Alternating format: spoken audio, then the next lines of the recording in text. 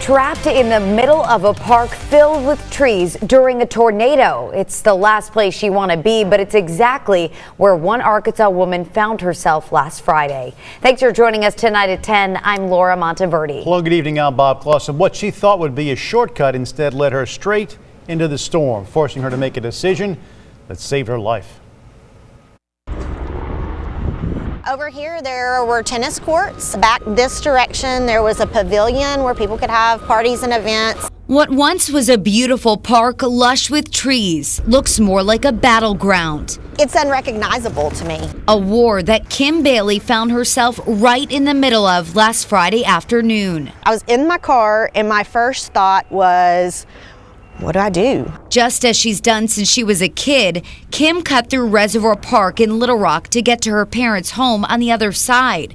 Seconds after she entered the park, the tornado hit. Up ahead, I could see that big trees were being uprooted and just being tossed across the road. At that moment, Kim made a split-second decision.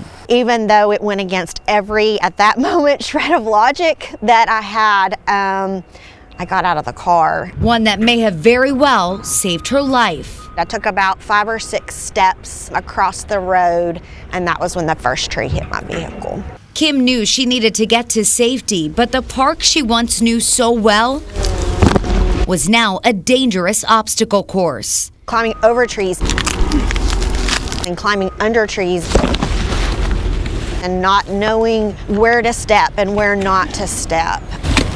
It was difficult. It was hard. Eventually, she found refuge in a metal building the twister left untouched. I tried to open the door to see if it was open, but it was locked. And I realized that that little overhang over the top of the door was the only shelter that I had in that moment. It was there Kim stood for 3 hours until she was finally rescued. I know the Lord was directing their steps. The terrifying ordeal now over. Her battle with Mother Nature won, and a story of survival that Kim will never take for granted. Just to be an eyewitness of a miracle, to be a recipient of that miracle, is humbling beyond what I can explain.